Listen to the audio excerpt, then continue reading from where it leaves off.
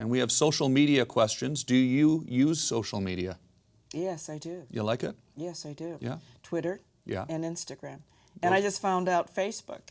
And I'd been on Facebook for a while, but people were kind of wonky and saying that I did things and I'd be penalized and put on parole and like, what? You know, really? so I didn't like that. That's straightened out, so it's okay now. It's good to go. I like social media because it allows people to, even if they're wrong or even if they're, have some medical issues, they aren't isolated. And you can hit nerves with them. And they feel like they can be uplifted, learn something they haven't learned because of their environment, which is marginal or could be falsely marginal. We don't know. But it gives them a chance to make more choices. I can't say good, bad, or ugly, but it's interesting. Yes, absolutely. On Twitter, Droogie4E. Nice to have you watching, Droogie. Sid Haig tragically passed away recently. Are there any fond memories of him that you can share from Yes, the films absolutely. that you did together? Sid was on my first film that I did for tuition and to get away from chaos in the States. And he is a classically trained, a really eloquent actor. And I was singing gospel because I was in a gospel group in Denver called Echoes of Youth, and half of Earth, Wind, and Fire is in it. Philip Bailey, Andrew Woolfolk, Larry Dunn. And so I was singing gospel, vocalizing, and really doing some nice gospel. And he was singing along. He said, I like that. That's gospel. I said, yeah. And he says, you're going to be all right. That's how you vocalize. And that's how it calmed me down. So Sid helped me. He was my mentor.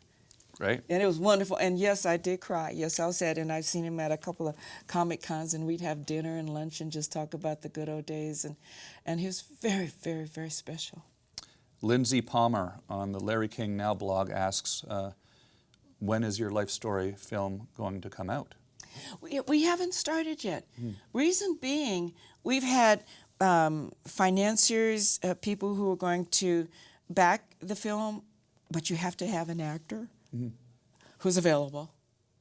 You have to have a director who's available. That is a scheduling nightmare to find out, because not all actresses can be able to play what I endured because they've encountered it in their own lives.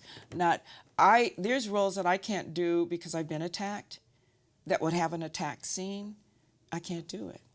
So maybe there's some actresses who haven't been attacked who could play me and be, hopefully not scarred for life, but may not be able to do it. And we've got a list. Benny Richburg wrote the screenplay based on the book. He was a showrunner and writer for Fresh Prince for 5 years, Martin for 5, Jamie Foxx's show. And he really did what Quentin did, the female side of the brain he wrote from. And he spent time with me, seeing me with deer and bucks and all the things that were happening on the ranch, and asking questions. What did you eat? What are the clothes? What is the music? So he was so detailed. The script is just brilliant. So we just need to find an anchor. I'm hoping an Idris Elba can play my grandfather, who was the first feminist in my life, who taught all of us girls how to hunt and fish and shoot and be self-sufficient. And if you are, you'll still be feminine. You won't lose that, but it'll create a confidence in your husband that he knows that while he's away, you can take care of yourself.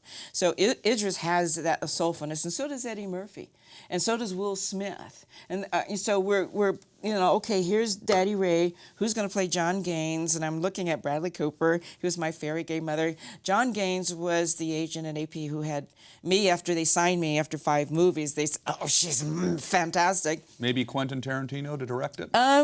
He doesn't direct other projects that he doesn't write. Oh, yeah. So that I know about him, and I also know that about David O. Russell, who I was going to work with. Maybe it'd be a first for him. You could talk him into it. Nope, there's no. What are you trying to do? Break up our friendship? We're calm now. He's married, and he's great, and he's trying to do his 10th film, and and so we're strong for each other, and we support each other. He's like a muse, but That's what it is. And once we land on 2 or 3 people, then it's gelling.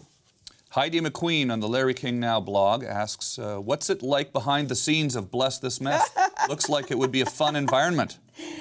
It is. I'm sure Dax Shepard must be hilarious all the time. Dax is brilliant. I've never laughed so hard. And Lake, those two together, the energy, and they're also discovering themselves and what goes on, and it's hilarious. I'm learning from them. I can now say, maybe rethinking dating again, because I'm learning from learning from all these couples in the show. And they are funny, and it's real, and they're real. And I'm so glad that I met with them, and they said, this is what we're going to bring, Pam. And I brought my clothes, I took off my Spanx, and when I said, I smelled the part, so Dax said, so that's what I was smelling. And you're going to smell like that too here. So we have that camaraderie. It is hilarious. And our table reads are out of control. Yeah. We just like throw in stuff, David Koechner, Lennon Farham, you've got Ed, you've got everybody in there just doing their thing. You would love it, being you would go in there like, yeah. Never miss a beat. Subscribe to Larry King Now and watch new episodes every day.